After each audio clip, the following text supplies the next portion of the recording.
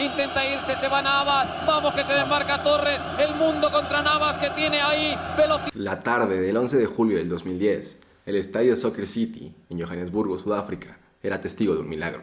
Para ir, consigue enviar la pelota para el tacón de Iniesta, llega Cés, aparece de nuevo Navas que se desfonda, entrega el balón para Fernando Torres, prepara el centro, la pide Iniesta, el rechace. Andrés Iniesta, quien luego de una sublime recepción vence a la meta de Martin Stekelenburg. Para Cés para Iniesta, no hay fuera de juego, vamos Iniesta. ¡Gol! Esa tarde se había roto una maldición.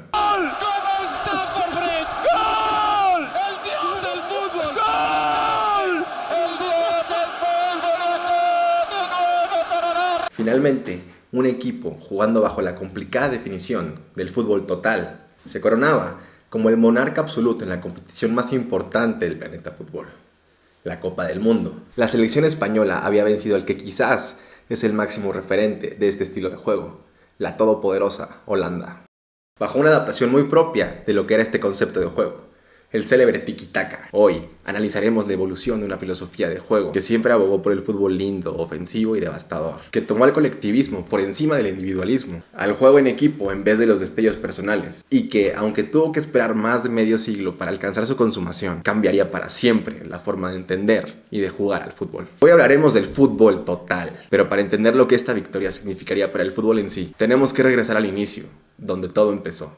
La selección holandesa de los años 70, la Naranja Mecánica, es el equipo con el que más se asocia el término de fútbol total. En parte quizás por el avance de la comunicación satelital en aquella década, que a partir de la Copa del Mundo de México 70, permitió la transmisión en vivo y a todo color del Mundial en tierras aztecas y de todos los subsecuentes, facilitando así una apreciación inmediata y global. Pero antes de la Naranja Mecánica, habían habido ya dos selecciones que habían utilizado con éxito los fundamentos del fútbol total, y ambas contaban con la piedra angular del método, el mismo pionero, el arquitecto.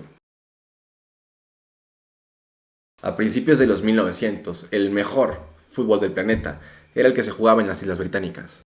Los ingleses, inventores del juego, estaban orgullosos de su en aquel entonces rudimentario sentido de la táctica y la estrategia. Al final de cuentas, ellos eran los originales, los creadores, el modelo a seguir. ¿Por qué deberían ser cuestionados? Para esos años se había cultivado una rivalidad entre las selecciones de Inglaterra y Escocia. Ambos equipos habían disputado el primer encuentro entre selecciones de toda la historia del fútbol, un empate a 0 en 1872. El estilo inglés priorizaba el dribbling por las bandas, la fuerza física y el juego aéreo, mientras que los más compactos escoceses se decantaban por el pase rápido y en corto, dejando que la pelota hiciera lo suyo. El aire de supremacía inglesa consideraba el juego escocés como un fútbol inferior, menos viril y entretenido. Los maestros no lo aprobaban. En 1908, Jimmy Hogan era un joven talento inglés que jugaba para el equipo Fulham, un talentoso interior que deseaba crecer y llegar a los más altos niveles de competitividad. En la entonces incipiente liga inglesa, Hogan también era un visionario, quien había sido influenciado tremendamente por el entendimiento de juego que sus técnicos, en su mayoría escoceses, algo común en aquellos años de la liga inglesa, le habían transmitido a lo largo de su muy corta trayectoria profesional. Hogan era un tipo analítico e introspectivo, cuestionando seriamente sus posibilidades de evolución como jugador. Jimmy empezaría a jugar con la idea de ser entrenador. En 1910, luego de que el Bolton destrozara 10-0 al FC Dordrecht, Hogan, quien era una persona sociable y de fácil trato, consiguió que el club holandés le ofreciera su primera oportunidad como técnico. Luego de una charla acerca de táctica con la directiva, la filosofía de juego de Hogan se basaba en 3 elementos: juego combinativo, con base en los pases rápidos y cortos, el control del balón y la condición física. Impresionada con sus métodos, la Federación Holandesa de Fútbol lo invitó por única ocasión a dirigir a su selección, una victoria 2-1 ante Alemania. La voz se había corrido en Europa Central. Los servicios del joven inglés empezaron a ser demandados en un país que se encontraba en pleno crecimiento futbolístico: Austria. El FK Austria Wien lo convirtió en su DT. Y debido al éxito cosechado y a su atractivo estilo de juego, a Jimmy Hogan le fue ofrecido el rol permanente de técnico del combinado nacional austriaco. Pero habría un pequeño problema: se había desatado la Primera Guerra Mundial. Hogan, un británico, se encontraba en Austria, territorio enemigo, por lo que tuvo que escapar a Hungría. En aquel país también se habían escuchado sus particulares métodos, por lo que fue contratado para dirigir al MTK Budapest, el club más importante de la liga húngara. Se mantendría en Hungría por los siguientes 7 años, consiguiendo 4 títulos de liga. Con el fin de la guerra y los principios de estabilidad en Europa, Hogan volvería a su natal Inglaterra para tratar de encontrar trabajo en la mejor pagada liga inglesa. Para su sorpresa, fue tratado como traidor a la patria por haber dirigido en Austria, y su proposición táctica fue calificada como amateur. Hogan estaba furioso y decepcionado, pero no pasaría mucho tiempo inactivo. Casi inmediatamente recibiría una oferta: dirigir al BSC Young Boys, un club suizo. De nueva cuenta, su forma de entender el juego le valió la oferta de dirigir a la selección mayor. Hogan comandaría a Suiza en los Juegos Olímpicos de 1924, llegando a la final, pero desafortunadamente la perdería ante Uruguay. Después de 2 años de dirigir en Hungría, logrando otro título de liga, Hogan recibiría una propuesta que no podía rechazar. Hugo Meisel era otro tipo de visionario, un tipo que vivía para el fútbol, pero sobre todo para el fútbol lindo. A principios de la década de los 30, Austria se estaba posicionando como una de las selecciones más respetadas en toda Europa, bajo la batuta de Meisel. A los oídos de Hugo también habían llegado historias de aquel inglés con tácticas un tanto excéntricas, pero con fútbol vistoso y atractivo. Meisel como DT y Hogan como su asesor técnico creerían el fantástico Wonder Team austriaco. Matthias Sindelar, el referente principal del equipo, compararía la filosofía de Jimmy Hogan con una danza. Sindelar diría: Jimmy entendía el fútbol como un vals vienés, una rapsodia. 1, 2, 3, 1, 2, 3. Pase, movimiento, pase. Pase, movimiento, pase. Este equipo tendría una racha de 14 partidos sin derrota entre 1931 y 32. Serían campeones de los Juegos de Europa Central, el precursor de la Eurocopa en 1932, y jugarían un tremendo mundial en 1934, entrando como los favoritos, pero serían eliminados en semifinales por la eventual campeona Italia, en un partido que estuvo marcado por una fuerte lluvia y cuestionables decisiones arbitrales. El desafortunado Wonder Team sería el último gran equipo en el cual Jimmy Hogan tendría una participación directa, pero de igual manera el linaje habría empezado, y 20 años después, la primera bestia sería liberada, quizás la más poderosa de todas las subsecuentes.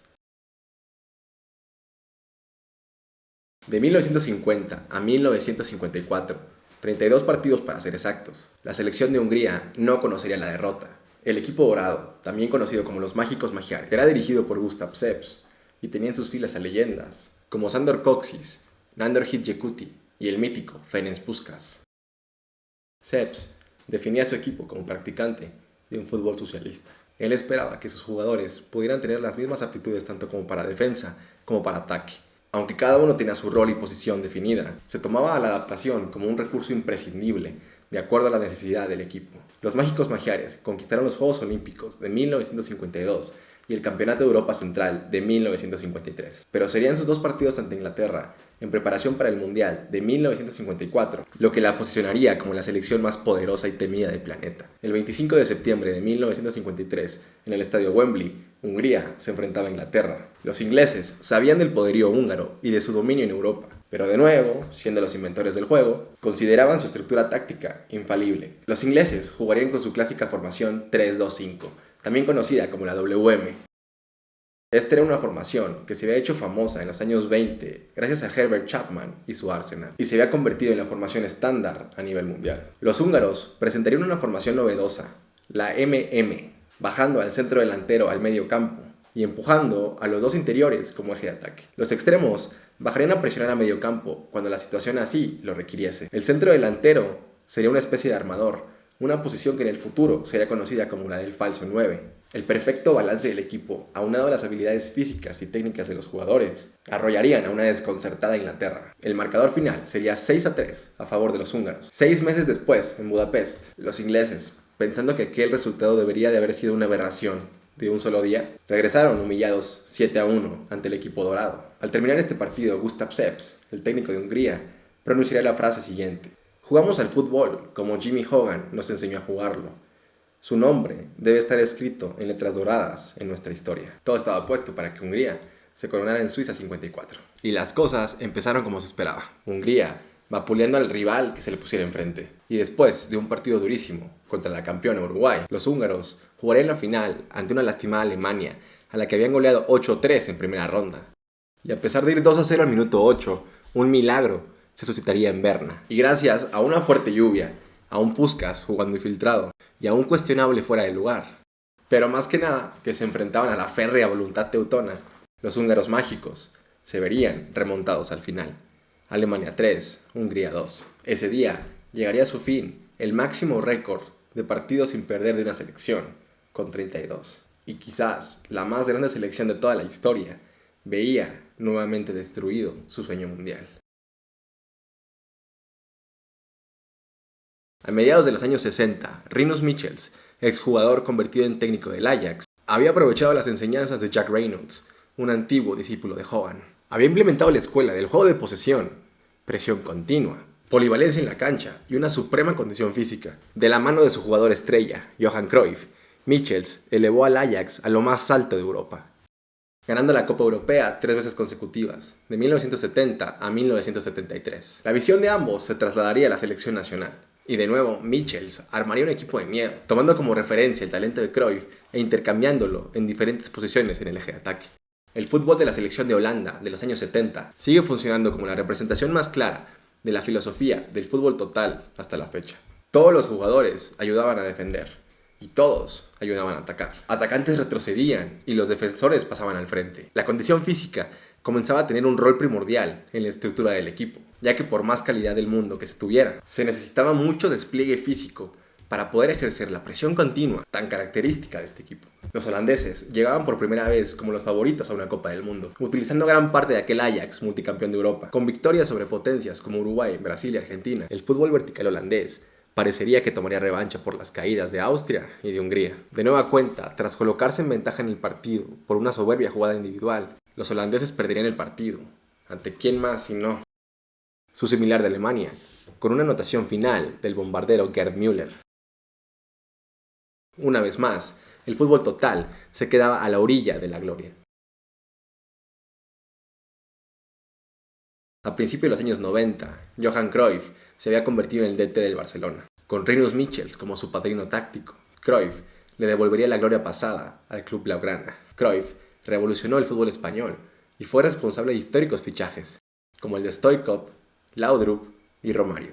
En 1992, el Barcelona ganaría su primera Copa de Europa. En aquella alineación, en el medio campo, se encontraba jugando un joven Pep Guardiola, quien 17 años después sería el encargado de dirigir el que para muchos es el mejor equipo de todos los tiempos. El Barcelona del Sextete, con un medio campo conformado por Xavi, Andrés Iniesta y Sergio Busquets, repartiendo el juego y priorizando la posesión, y un Lionel Messi libre en ataque, sentenciando a cuanto arquero se le ponía enfrente. El Barcelona de Pep Guardiola marcaría una época a finales de los años 2000. La Furia Roja, por su parte, había vuelto a ganar un torneo importante con la Eurocopa del 2008. Luis Aragonés había conseguido lo que durante años se creía imposible: una amalgamación perfecta de lo mejor que tenía España, tomando como esqueleto el mediocampo culé. Para Sudáfrica 2010, y ahora con la peligrosa estampa de favoritos, los españoles llegaban a la Copa del Mundo con el mejor equipo de su historia. Un periodista español acuñó el término tiki-taka en referencia al juego de posesión que practicaba la selección.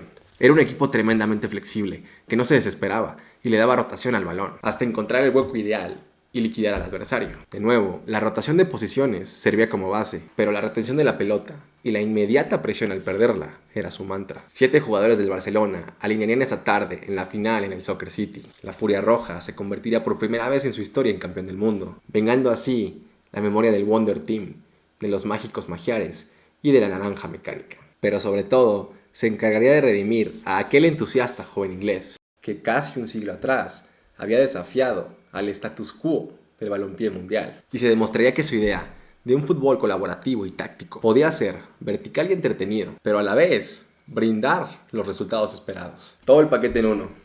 Fútbol total. Amigos, espero hayan disfrutado el video. Si fue así, agradecería por favor le den like y se suscriban al canal para seguir viendo contenido como este. Les mando un abrazo fuertísimo. Yo soy Frankie Garza y nos vemos en el siguiente video. Adiós.